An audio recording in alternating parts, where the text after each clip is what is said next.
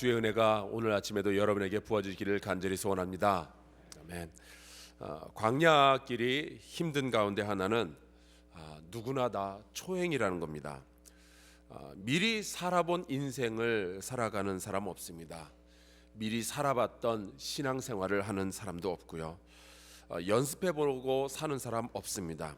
종종 어르신들께서 내가 먼저 살아봤으니 내 말을 들으라고 말씀을 하시죠. 저도 그런 말씀을 들으면서 자라왔고 지금에 와서는 제 아들들에게 똑같은 이야기를 합니다. 하지만 엄격히 말하자면 그 어느 누구의 삶도 동일한 상황이 없습니다. 나에게는 나만 보이고 나만 아픈 나만의 광야가 있는 법이죠. 그래서 우리의 광야의 삶은 힘이 듭니다. 다행히 우리에게는 하나님이 계십니다.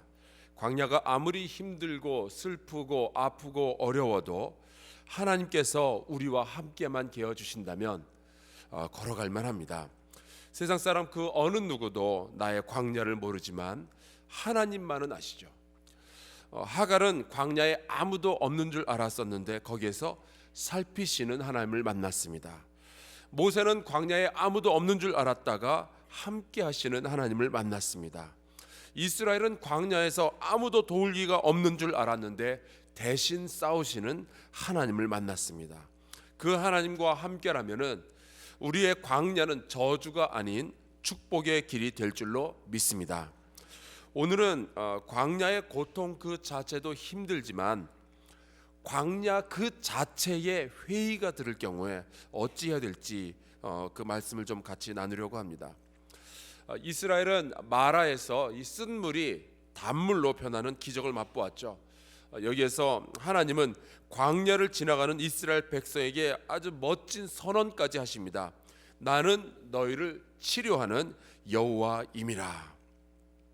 쓴물을 단물로 바꾸시는 그 여호와 하나님께서 우리의 씁쓸한 인생도 달콤한 인생으로 치료하여 주실 줄로 믿습니다.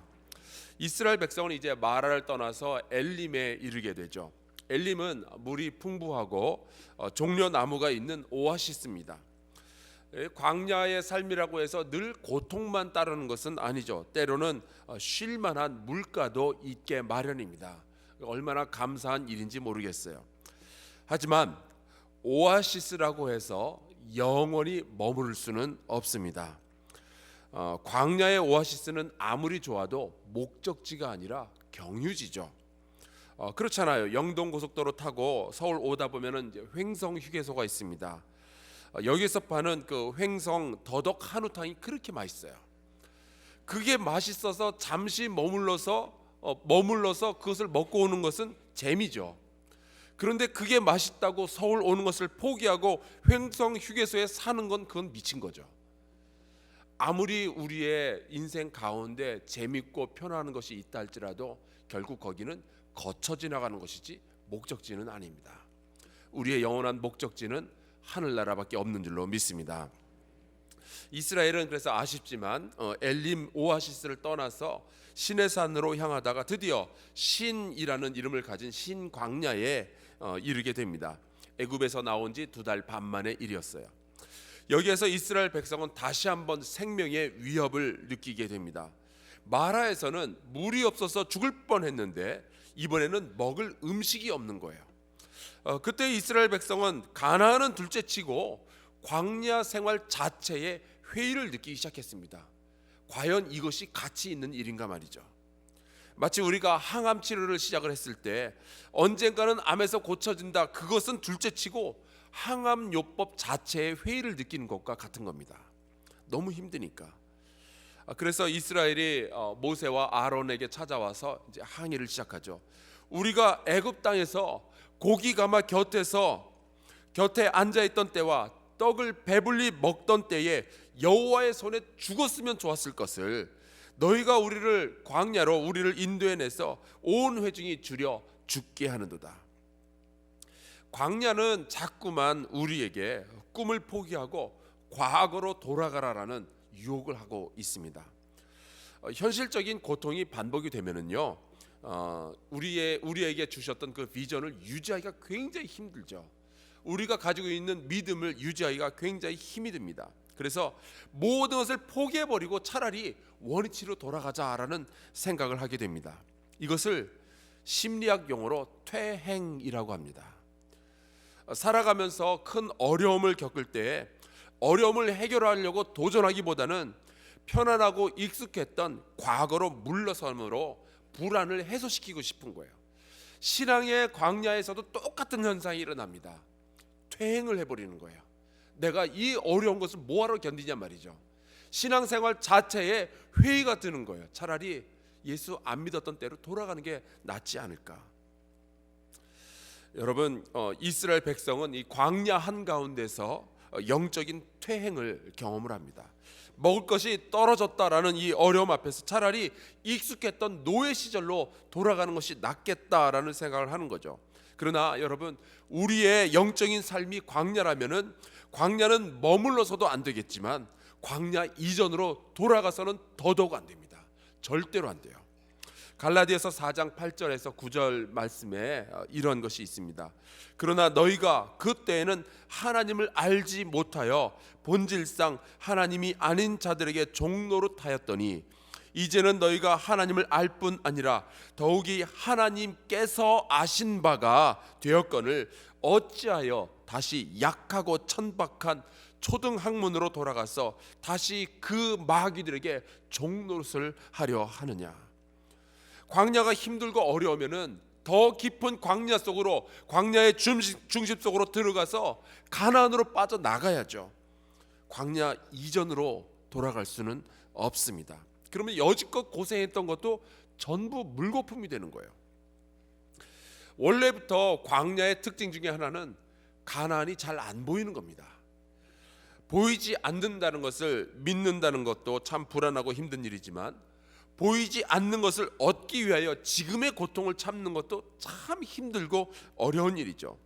하지만 전도서 7장 8절부터 10절에 보면은 영적 광야에서 퇴행의 경험을 하는 모든 이들에게 주시는 말씀이 있습니다. 일의 끝이 시작보다 낫고 참는 마음이 교만한 마음보다 나으니 급한 마음으로 노를 바라지 말라. 노하는 것은 우매한 자들의 품에 머무름이니라.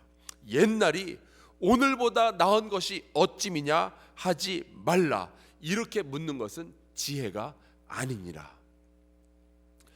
예전에 이런 질문을 들은 적이 있어요.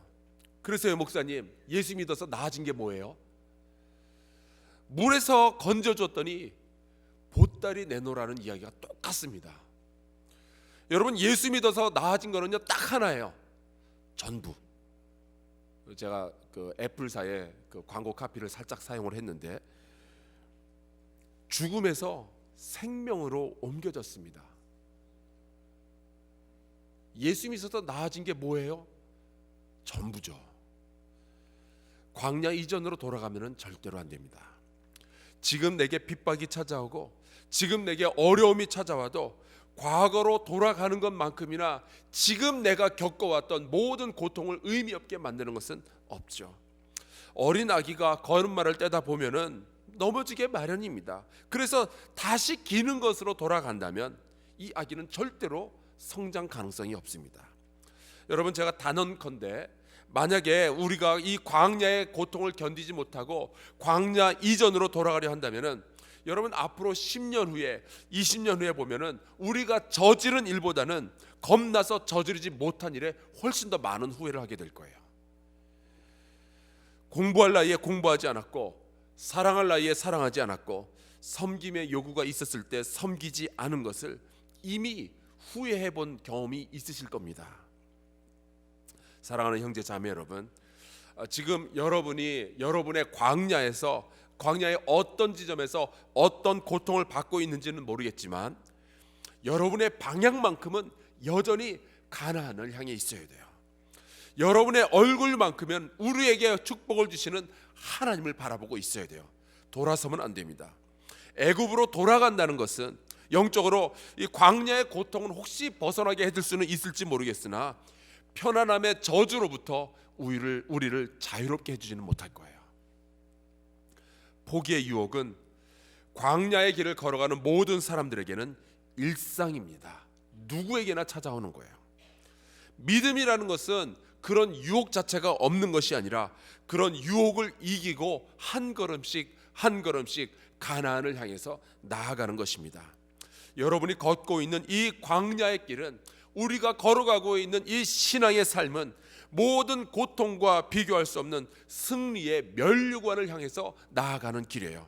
멈춤 없이, 돌아감 없이 끝까지 달려서 승리의 면류관을 얻으시는 저와 여러분 모두가 될 수 있기를 주의 이름으로 축원합니다. 우리 함께 주기도문하고 예배 마치겠습니다. 하늘에 계신 우리의 아버지여, 이름이 거룩히 여김을 받으시오며 나라가 임하시오며 뜻이 하늘에서 이루어진 것 같이 땅에서도 이루어지이다. 오늘 우리에게 일용할 양식을 주시옵고 우리가 우리에게 죄 지은 자를 사하여 준 것 같이 우리 죄를 사하여 주시옵고 우리를 시험에 들게 하지 마시옵고 다만 악에서 구하시옵소서. 나라와 권세와 영광이 아버지께 영원히 있사옵나이다. 아멘. 우리 이 시간에 동성으로 같이 기도할 텐데요. 환난과 핍박 중에도 성도가 우리의 신앙의 선배들이 신앙을 지켰던 것처럼 하나님 아버지, 이 광야의 삶이 어려우나 우리가 끝까지 달려서 하나님께서 우리에게 주시는 그 영광의 면류관을 얻게 하여 주시옵소서. 신앙 이전의 세상으로 돌아가지 아니하도록 주여 저희에게 용기와 힘을 허락하여 주시고, 주께서 이스라엘 백성에게 공급하여 주셨던 그 만나와 메추라기, 영적인 만나를 저에게 허락하여 주사 이 광야의 길을 끝낼 수 있도록 도와주시옵소서. 우리 주여 같이 크게 외치고 통성으로 기도하며 나아갑시다. 주여!